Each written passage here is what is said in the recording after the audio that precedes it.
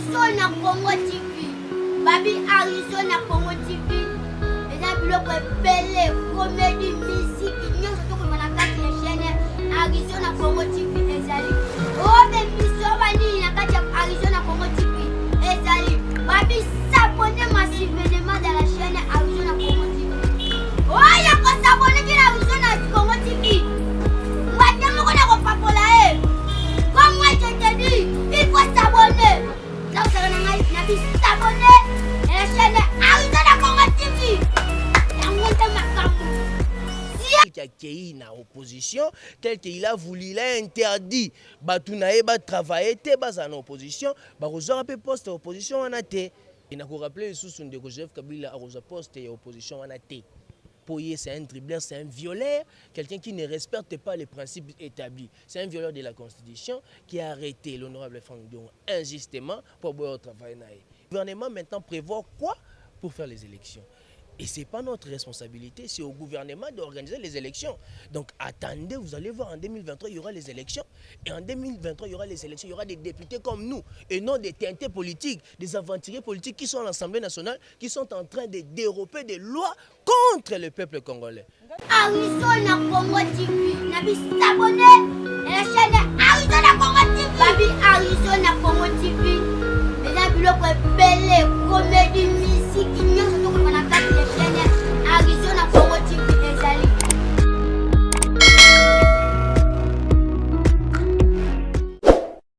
Balandino sur Arizona Congo TV, l'émission Plateau Idéal D pour vous.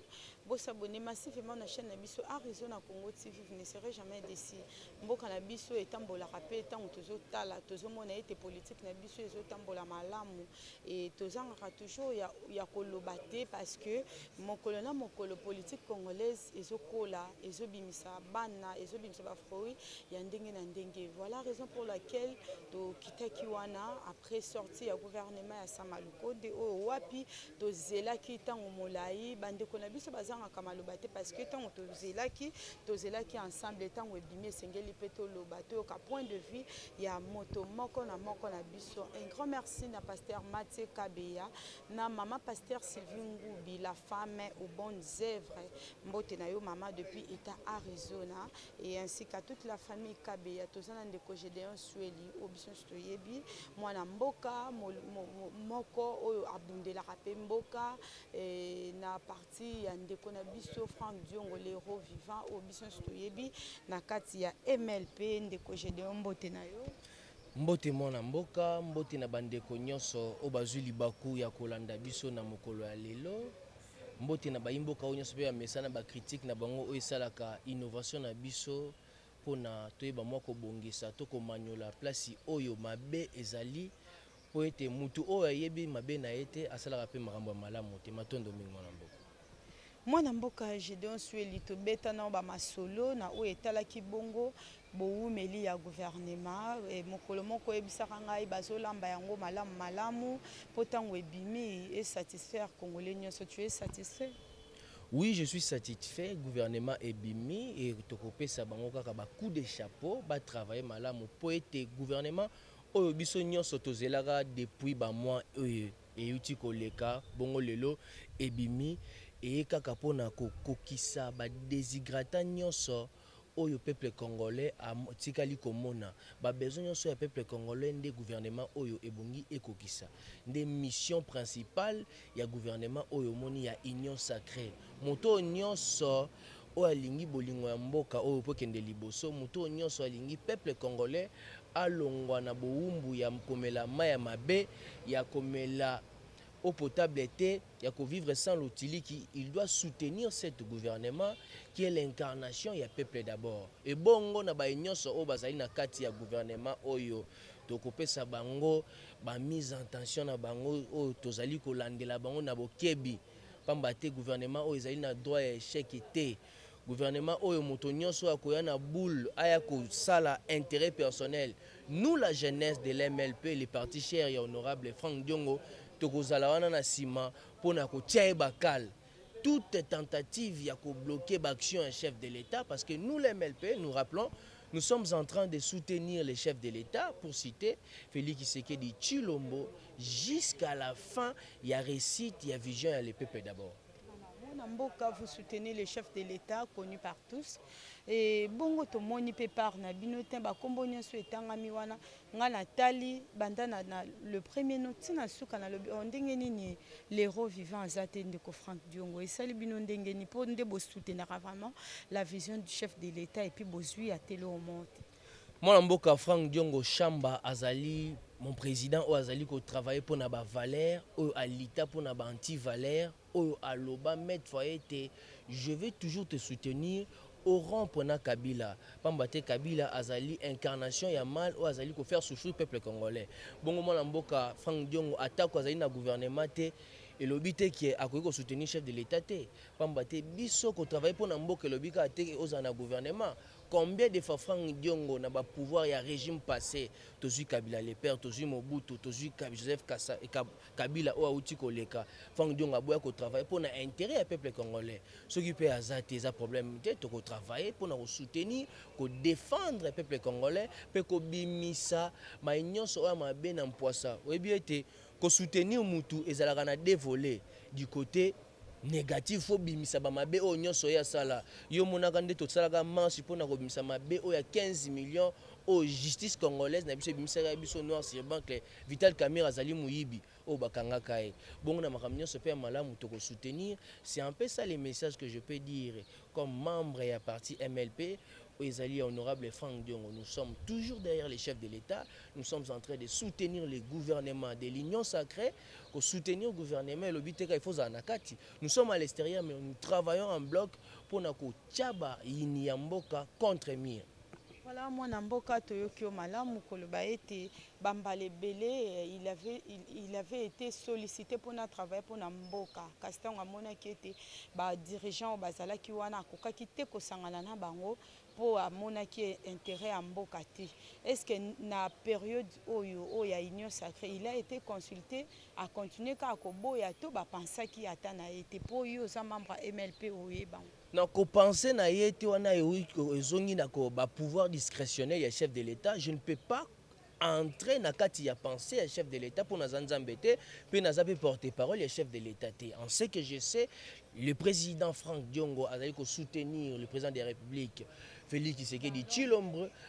Non, pas dans l'ombre parce que vous voyez des actions tant au monaka affaire il y a 15 millions na ko ba mettre fois et salamaka nous étions là to bimisaka to tchaba pression pour to lingaka mabete na vision ya le peuple d'abord. Et nous sommes là présents, nous sommes en train de soutenir les chefs de l'État. Je reconfirme encore, nous soutenons les chefs de l'État. Pour soutenir les chefs de l'État, c'est un gouvernement. Nous étions à l'extérieur, mais nous soutenons les chefs de l'État. Nous sommes entrés à s'écrire machiavéliste, l'État moïni, l'État mobimu, le pouvoir contre les peuples. Donc, pour nous, on a pensé à chef de l'État. Nakoki kokota pensé chef de l'État té nazape porte-parole chef de l'État té il revient à nos frères pour bazo travailler wana bazape ka bandi na so congolais baza compétent il doit maintenant prouver au peuple congolais avec tant de souffrance ya mai ya bien té avec tant de souffrance ya courant ya bien té gouvernement union sacrée ils ont droit ya échec té. C'est un peu ça, nous soutenons tout le monde, tous les cadres, tout le monde doit aller dans il y a gouvernement et union sacrée, enfin que le gouvernement est liboso pour que le Congo puisse aller de l'avant. Tout ça, beau à vivre comme d'autres pays, nous puissions aller dans sa visite, pardon, dans trésor public et paya et qu'on tape dans la République démocratique du Congo. Ndeko je donne matondi mingi na biyano na ozali kopesa vraiment ya polele to lobela ki MLP parce que toyebi que c'est parmi bato bazo soutenir bongo vision ya chef de l'État et bongo ndeko Gédéon to moni absence totale ya bandeko na biso ya FCC parce que nyonso ezala ki courir za mabe FCC insécurité na beni Kabila insécurité les gens de PPRD bakulu na bato PPRD aujourd'hui ne sont pas là. Qu'en dites-vous par rapport à la sortie du gouvernement sans bateau FCC?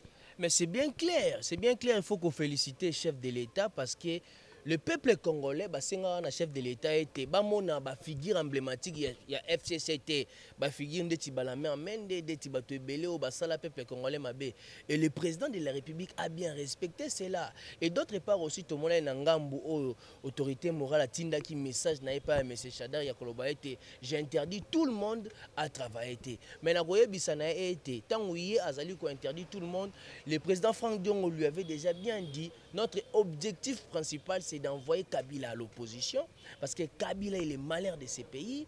Kabila n'a pas voulu bien-être du peuple congolais, incarnation un diable, incarnation et malheur du peuple congolais. Il a détruit les fondamentaux, il a détruit l'éducation. Oyo biso tout nous ne voulons pas y azali ko énerver peuple congolais. Soulèvement égosa na kati mboko. Raison pour laquelle il y a une opposition. Mais aye ba été nenga ki une opposition a kozwaka poste porte-parole de l'opposition té.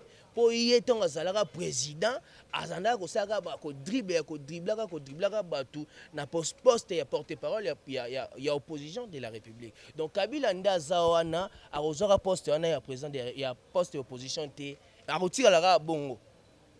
Peut rechanger té atielika bongo soka na makanisi ke ndaza na opposition abokota na gouvernement a kozwaka poste ya rapporteur ya opposition a kozwaka yango té. Et bon, j'ai des gens qui montent à opposant. Il y a des faux pour les postes où il y a et comme bon non, la constitution de la République reconnaît d'abord l'opposition telle stipulé à l'article 8 de la Constitution. L'opposition est reconnue. Mais n'a pas préambule dans le sous représentant direct de l'opposition. Il faut ça là. Non, il peut, non, lui c'est un violeur de tests. Lui il a violé la Constitution. On a la Constitution ça va moi si ma coufa déjà na viol. Donc à quoi qu'on soit poste wana té pour c'est un dribbleur mais faut peuple lobby a il y a que na ba na B. Donc à quoi qu'on soit ngoté a tchanga mutu là où il est na Kashamata. Mais même attends les leçons qui a commis hier mon porte-parole. Il n'est pas au pouvoir. Comment on a voix nini? Oh ça il n'a pouvoir ça c'est un tisséguediste. Combien de fois nous étions à l'opposition, mais toujours à poster en été. Et le président de la République a ébignon soana. Non, nous incarnons le respect des tests et des principes établis. Au dénominateur dans la constitution. Mais hier, Kabila a respecté un côté. Kabila a voulu toujours aller aux encontres des principes, toujours aller aux encontres des dispositifs constitutionnels. C'est ainsi qu'il est tel qu'il a opposition, tel qu'il a voulu, il a interdit. Batounae va travailler, en opposition, il peut poster opposition en athée. Et bongo parce que si vous regardez on a des divergences ali Kabila nangambu ne ba mi benga opposition ya mo baza résistant et moi namboka Martin Fayulu pa baza résistant et le peuple congolais a été les pauvres ont leur avenir et les riches ont leur passé à Kabila ezaki nini pour azaki riche bon peuple congolais torturer peuple congolais humilier les journalistes ba prison ya mabe ozomona donc ba respect nyonso ezalaka te ezalaka détruit et tout le monde incarne cette image. C'est pour cela le président de la République a toujours voulu appliquer le peuple d'abord au babaki. Nous ne voulons pas voir des figures ya kala la peuple. Nous ne voulons pas voir des figures babomi peuple 10. Exemple, Nambandaka, il y a babomi bango 3. Au bako kakola même ba mort. Donc dans la vie, il ne faut pas accepter l'inacceptable. C'est ainsi que le peuple congolais baboyi ba figure wanezonga. C'est ainsi que le peuple congolais peut o ba mepesinga malobana pesana ba nyoso ba kolandanga akozwa poste wana qui porte parole te. Ndeko Gédéon na kanisa qui est au gouvernement où ebimisa la présence du gens du FCC et kozala ke kombo Kabila et kolongwa vraiment na minoko ba congolais na ko continuer à kolobake aboma mboka oyo tango mingi mabe babosa na mabe te. Pardonnez, ce n'est pas oublié. Mabe o Kabila salo aboma éducation o batu bakoma o lobato te kamboka to kabola et to bosa na yango te. Il a détruit les fondamentaux. Mais aujourd'hui, il est à l'opposition. Botika ya l'opposition na ye. Il est à l'opposition pour le banine. Non, opposition. Tant que non, dans la logique des choses. Il mais va dire quoi? Vous étiez à l'opposition, Bobando Sani. Non, ma revendication, c'est ça, pas de pouvoir à l'opposition, de l'opposition. Bien, journaliste Azarana Katika au milieu de la vérité. Mais c'est ça, l'opposition est à la race. Ce que mon éloko est bien été. Au prononcé, c'est comme ça, non? Oui, mais oyebi makamoni no tokutana nango, oyebi makamoni no to sibisa, ba arrestation arbitraire. Kabila a manipulé même justice. Kabila voulait mettre la main dans la justice. Yo yebi était Alexis Tamwe Mwamba. Oyo a Abandara a insulté même les députés nationaux. Il a appelé les députés de voleurs, de voyous. Il a appelé des journalistes. Mendiants, $1000, $14 000. Or, à Bossani était un député, Azali chef et un ministre. Un député peut interpeller un ministre. Et non un ministre peut interpeller un député. Il a allé au-delà de ce que nous voyons. Donc, ce sont des gens qui ont respecté les principes établis. Qui ont violé la Constitution maintes fois. Ce n'est pas la majorité parlementaire qui fait une force d'un président de la République. Mais c'est la majorité populaire. D'où maintenant, vous voyez les peuples congolais unis. Il y a Félix Tshisekedi. Vous voyez maintenant la force de notre chef de l'État. C'est ainsi que nous sommes en train de soutenir le chef de l'État pour concrétiser cette vision. Il y a le peuple d'abord. Nous avons vu beaucoup plus de jeunes dans le gouvernement au Ebimi. Qu'est-ce que vous souhaitez? Oui, les jeunes, la majorité, les femmes peuvent vraiment parler. Il y a Bissobasi, c'est là qui est respecté. Quel est le souhait? Conseil Nino Koki Koloba pour le gouvernement au Ebimi pour le système échanger complètement. Oui, la jeunesse ne se laisse pas manipuler par des lois et des principes établis dans les partis politiques. Pour te bien, tu as outils dans des plateformes différentes, mais au côté de l'union sacrée. Pour accepter, vision un chef de l'État qui est Liboso. Tu as bango, instrumentalisé bayoka chef de l'État. Pour chef de l'État, il y a plus de 300 députés. Na félicité bino, je sais qu'il y a une base respective na bino, bakotuna bino mettre fois, bakoloba bino mettre fois qui est trahir, mais beau trahir té. Bazali na bonne voie, ce qu'ils doivent faire, appliquer le peuple d'abord. Appliquer le peuple d'abord. Parce que c'est le peuple est souverain, tel que l'article 5 de notre Constitution, qui stipule que la souveraineté du peuple, la souveraineté appartient au peuple congolais. C'est un peu ça. Autorosenga na bayi nyonso bazali na kati ya gouvernement baye bako travailler pour na peuple. Tout na 1024 jours pour na 2023. Voilà, moi namboka matondo mingi ba situation ezali ko changer be ko changer. La muka moi nungu eza kunande balobaka esika misusu bozo sepela ba misusu bazolela. La muka ekomi kaka ndenge balobaka mwa moke lokola bambeya na baterme na biso to mesana nango ya kini ozo observant ngo ndenge ni na musika. Non, la mouka c'est normal. Na biso mettre fois était na otaki koloba pauvre azalaka na avenir meilleur. Mais riche azalaka na passé na ye ya mabeba riche msusu. Na rotango nde tukombo ya mwana mboka Martin Fayulu o été au terre principale, il y a ba poubelle tout ezali na kini c'est Martin Fayulu parce que lui il a favorisé moi namboka André Kimbuta aleka et puis André Kimbuta continuité na eza Gentini Ngobila otoko mona elo côté évolution te toute le route trouée toboki na komi tout na rôle ya gouvernement provincial et ko sala nini o ya lobaki na biso ke zandu projet nango yobandaka dans 6 mois toke déjà 3 mois déjà yango et le romo ko sala maté grand marché na République démocratique du Congo qui regorge plus de 36 000 personnes o bateka na kati ya zandu 36 000 familles ba débrouiller ba ko luka na tisiko évolution elate o ateli biso biloko na venir du stade o ateli biso ba bar belé o ba ko futa ko tas misolo ko mona na te. C'est pour te dire quoi. L'auteur c'est Martin Fayulu.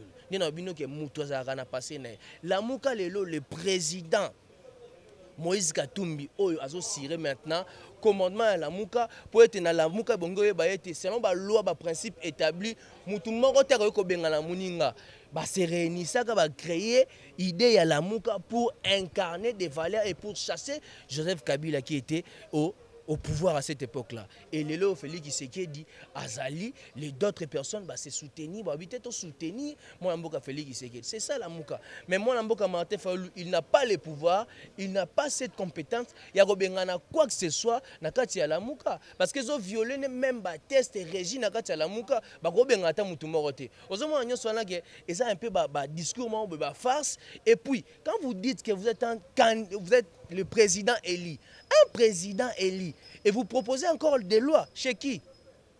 Je vais lui dire que non, la loi va proposer. On a 4 Assemblée nationale, il est un député, Oyo Azwaka, ou a tika siège n'est pas moutou, Azwa loi n'a proposition, il y a loi électorale, à Pessango. Ndeko tomoni bongo ndeko Martin Fayulu a celle qui passation à pouvoir et pas ndeko Moïse Adolphe Muzitu. Non, exactement, Adolphe Muzitu. Et ça tour Adolphe Muzitu te. Et ça tour à Moïse Katumbi. Et après tout, il y a Jean-Pierre Bemba. Et après tout, il y a Adolphe Muzitu. Bon, mais il y a Adolphe na souka pourquoi? Non, parce que déjà tout le monde déjà co-dirigé et rotativité on est bon ça bongo. Nous devons respecter des principes établis. Ce sont des principes que eux-mêmes établi ça que non et que ça la rotatif. Mais yo tant comme qu'on soit pouvoir oyo outi pas mutu moko to yebité ya rechasser mutu comme des violations établies dans le principe. Et Martin Fayulu n'a pas le pouvoir de faire mutu moko na kati ya lamuka parce qu'ils ont violé. Baba dit bien que tout ça la union fait la force pour tout éradiquer mutu moko. C'était ça. Et le peuple congolais a évité ce bazar voilé, bayoka mutao ba kenon naza président élu et qui propose encore la loi électorale. Et vous proposez la loi électorale pas un nani. Député Ambition Moussala Boni. Na parlement, vas-y au parlement, déposez loi na yo et le président va promulguer, c'est tout. Voilà ndeko Gédéon ezaki wana ndambo ya o etali bongo likambo ya bandeko na biso ya lamuka bongo ndeko Gédéon tomoni bongo to bandaki kobelela biso na yo o etali éducation ya bana o etali bandeko na biso ya Beni o est-ce que tant on a lobaki na yo o meka kopesa bandeko na biso conseil o bazui ba ministère na zela ki to soulever point ya Beni motikali koloba ngote o yebi ba situation ezo leka na Beni kuna o ezo il faut force armée pour que Makambouane Kokako s'arrête. Pour-il le bateau bazo? Oui, on avait un gouvernement démissionnaire, mon amboka Melea, et bon gouvernement au Koti, et le gouvernement au Yaba marathon, au travailler comme des marathons.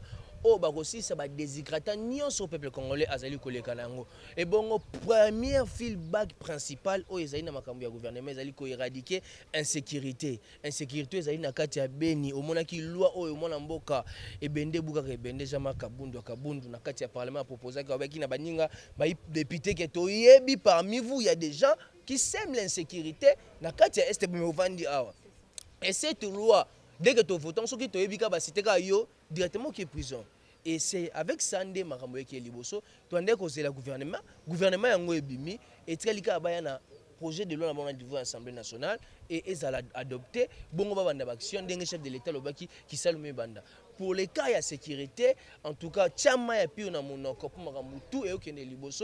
t'ai dit que ce gouvernement n'a pas le droit, n'a pas cette obédience d'échouer même à une seule seconde. Parce que nous, les MLP, parti cher de... Oui, nous n'allons pas observer, mais j'aurais frappé des missiles non conventionnés dans Mouton Nyoso, à Osala Bouzoba, le gouvernement et Nyon Sacré. Parce que c'est le nom de Kisekedi qui va être mis en compte au Torolinga Routata et Mekata Kokoyate. Parce que nous, les MLP, nous incarnons des idéologies.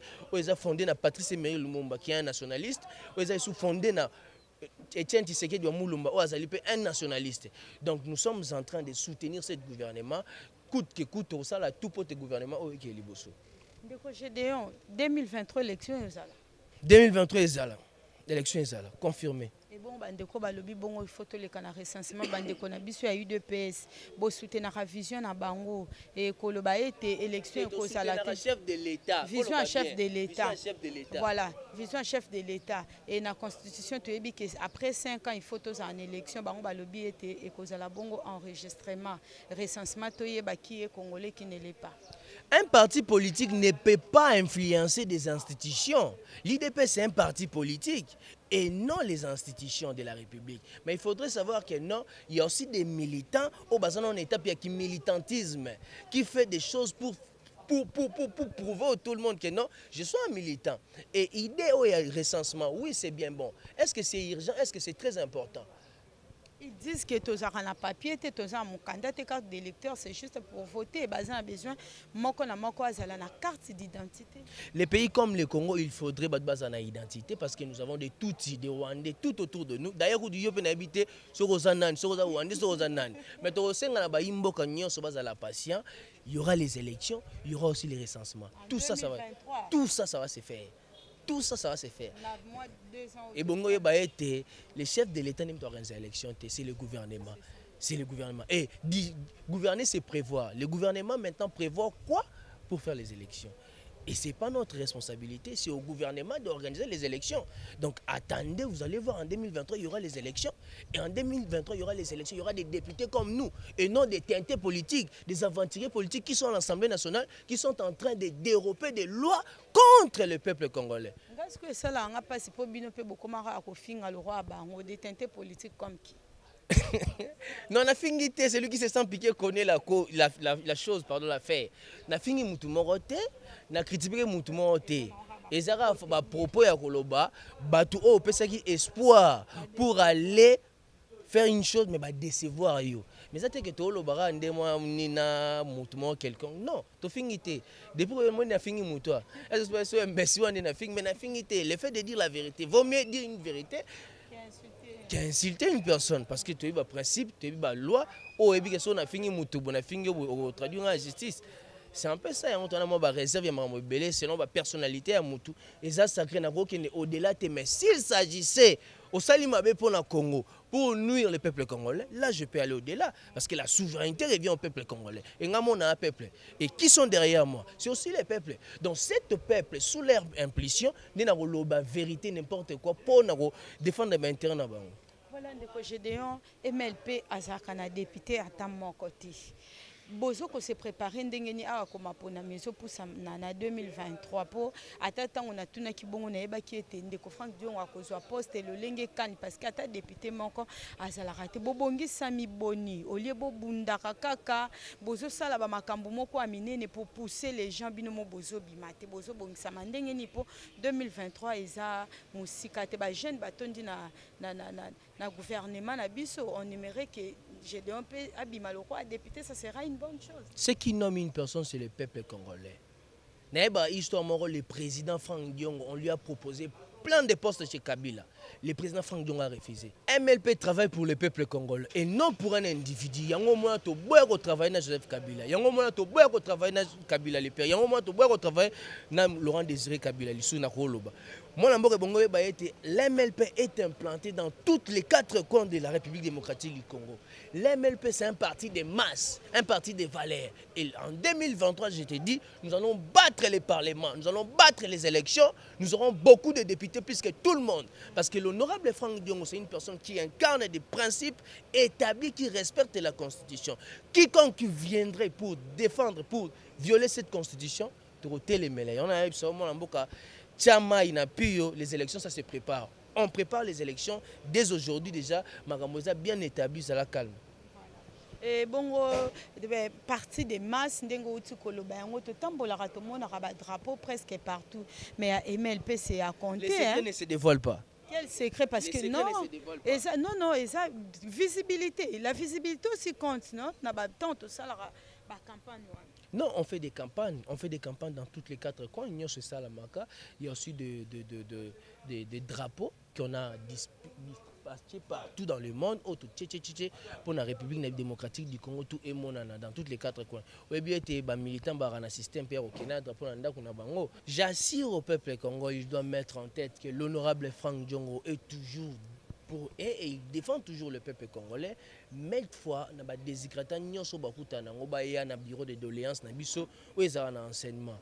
Quiconque a pour le peuple congolais a recours à MLP. MLP, c'est un parti de masse rempli de cadres et de dignités et de militants qui défendent des idéaux et des valeurs. Nous ne sommes pas des violeurs, nous ne sommes pas des opportunistes, d'où nous ne réclamons rien. Donc, nous travaillons pour l'intérêt du peuple congolais. Nous sommes là. Rendez-vous en 2023, vous allez voir, nous allons écraser des urnes. Voilà, merci beaucoup. Na mwana mboka chez Don Sueli oto parce qu'il na etango vraiment na binope balandi ya Arizona Congo TV à travers plateau idéal DDM au cube tolinga rabino mingi yango to betara toujours masolo na ba tuna kimituna na o etali MLP to pende ko Frank Diongo il est là, il se prépare pour na élection en 2023 et puis mitemezala kokita parce que le président oyo tozali na ye Antoine Chilombo Félix Fachi Beton ndenge to mesani ko benga ye aza wana te pona ko violer constitution ya mboka na biso donc kimia na mitema ba député nyonso bobongama ba o baza besoin ya ko postuler 2023 to kozala na élection to koki ko retenir nini na o nyonso to solo na ndeko Gédéon. Vous devez retenir, nous sommes en train de soutenir les chefs de l'État, nous sommes en train de soutenir l'Union sacrée. Nous allons être là, ceux qui aiment la Mozali, Tolobi, ceux qui aiment la Bézali, Tobimisi, pour tout ça, la racette, MLP, opportuniste. Nous sommes en train de soutenir les chefs de l'État, qui est un fils du terroir, où Azali Mouana Kondo Tshisekedi, où Akoyeko trahir Mboka na été. Et nous avons rappelé sous son de Joseph Kabila à Poste et opposition en athée. Poyer, c'est un dribbleur, c'est un violeur, quelqu'un qui ne respecte pas les principes établis. C'est un violeur de la Constitution qui a arrêté l'honorable Franck Dion injustement pour pouvoir travailler. Et je rappelle aussi, la félicitation à mon Mboka, le président Moïse Katumbi, bravo à Zali Nangona, pouvoir à commune en Likolo sur la coordination et à la Moka. Et je dirais au peuple congolais que Martin Fayulu est en train de faire des aventures. Il est en train de faire des aventures. Ils ont tout été, ils ont fait tout à musique, ils ont tout ya mon Mboka Moïse Katumbi. Voilà, ndeko Gédéon, numéro à téléphone pour na ba besoin de contacter. Na ba nyonso ba pour ça contacter nga, na ba nyonso pe ba mitu no lobi malembe po anini. Ils allaient voir santé de déranger, on a qui m'a paiement, moi kosu kosu. Benga na allo plus 243 82 400 42 00. Plus 243 82 442 00. On a numéro na WhatsApp, pas un appel normal, Torosola. Et nyon sorolinga. Merci beaucoup et ça la kiwana de connexion je donne sueli au wapito solo la kinaye na mateli makambo mboka na biso to peut sortir au gouvernement au ezaki depuis le 12 avril 2021 to lingaka ete bo s'abonner puis bo partager ka vidéo tant hôtel émission commenter pour motiver aussi l'équipe technique de Arizona Congo Télévision. Un grand merci na maman Fifi la douceur, maman sociale Bundesliga na bosani pété Emmanuel de Berlin l'Allemagne noire na kata Bundestag Amanda la fille qui dérange ba mbote na bino mingi ska o bozali kolanda biso et puis na bo sanité équipe technique mobimba ya Arizona Congo Télévision Norette Makusa au centre de l'actualité Eli ainsi que tout le monde au balingaka M cube to monani mbala sima na rubrique kaka moko kasi peut-être to kolobela makambo mususu. Merci beaucoup, bye.